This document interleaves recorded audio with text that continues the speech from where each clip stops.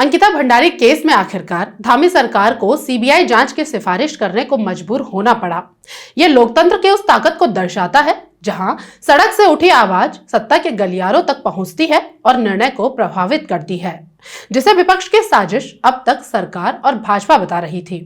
अब सीबीआई जांच को मंजूरी मिलने का मतलब यह भी है कि सरकार ने माना है और स्वीकार किया है कि इसको लेकर जन आक्रोश था, जो लंबे समय से सड़कों पर व्यक्त हो रहा था।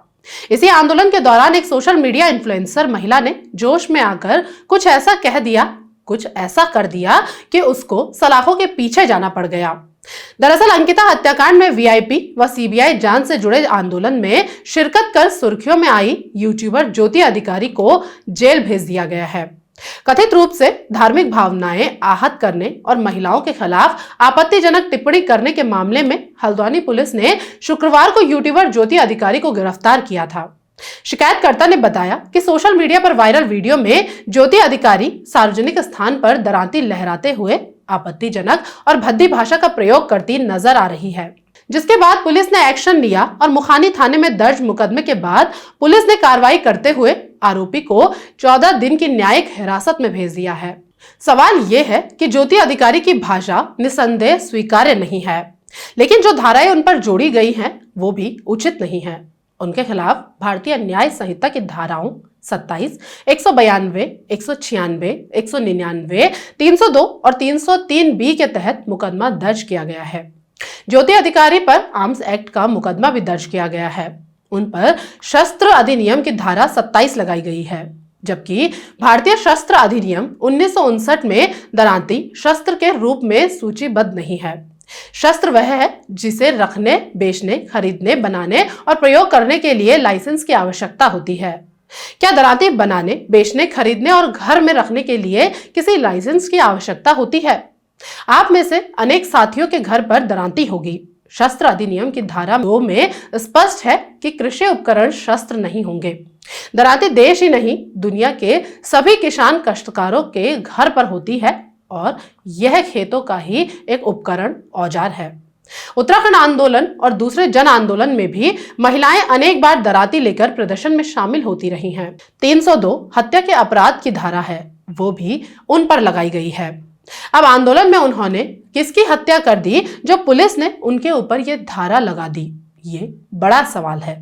जिस तरह से पुलिस ने उन पर कार्रवाई करने में जरा भी समय नहीं लगाया, वो भी हैरान करने वाला है। तत्काल उनको थाने पूछताछ के लिए बुलाया जाता है और उसी दिन उनकी गिरफ्तारी हो जाती है, जबकि अक्सर देखने को मिलता है कि कई ऐसे मामलों में पुलिस कभी कार्रवाई करती भी नहीं है। ज्योति अधिकारी सोशल मीडिया में अच्छे खासे फॉलोअर वाली महिला है, उनके वीडियो काफी देखे जाते हैं। तो क्या ऐसे में सरकार के खिलाफ बोलना क्या उनकी मुसीबत बन गया? जिस तरह से अंकिता के मुद्दे पर वो सड़कों पर आवाज उठा रही थी, क्या ये उसका नतीजा है?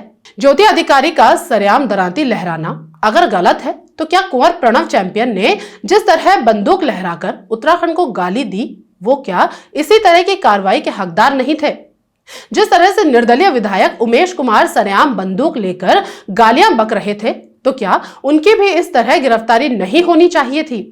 या फिर मंत्री रेखा आर्य के पति सबके सामने 20-25 हजार में बेटियों के सौदे करने की बात कह रहे थे, तो उन पर क्या कार्रवाई नहीं होनी चाहिए थी? लेकिन पुलिस को तब ये धाराएं याद नहीं आई, तब किसी की भावनाएं आहत नहीं हुई। चूंकि ये सभी सत्ता के करीबी और रसूखदार लोग हैं, तो इनके मामले में पुलिस चुप्पी साध लेती है। लेकिन वही अगर कोई आम आदमी, सरकार वही गुनाह कर दे तो पुलिस सिंघम बन जाती है। पुलिस का यही दोहरा रवैया उन पर आम जनता का भरोसा कम कर रहा है। कहीं यहां सरकार से भी फिर एक गलती तो नहीं हो रही है? बड़ी मुश्किल से अंकिता भंडारी केस में सीबीआई जांच के आदेश के बाद थोड़ी राहत धामी सरकार को मिलती दिखाई दे रही थी। ऐसे में उसी अंकिता की लड़ाई में भाग लेने वाली महिला पर इस तरह की कार्रवाई एक नए विवाद को जन्म दे रही है। अब सोशल मीडिया में भी इस मामले ने तूल पकड़ना शुरू कर दिया है। लोग पूछ रहे हैं कि अगर यही ज्योति अधिकारी जनता की तरफ से नहीं बल्कि सरकार की तरफ से बात करती तो क्या जेल जाती? इस मामले में कुछ लोगों का तर्क है कि महिला ज्योति अधिकारी अपने फॉलोअर्स बढ़ाने के लिए ऐसा कर रही है। हो सकता है ऐसा भी हो, लेकिन इससे पूर्व भी सोशल मीडिया में भद्दी भद्दी गालियों से कई कंटेंट भरे पड़े हैं। क्या उन पर इस तरह की कार्रवाई होती है?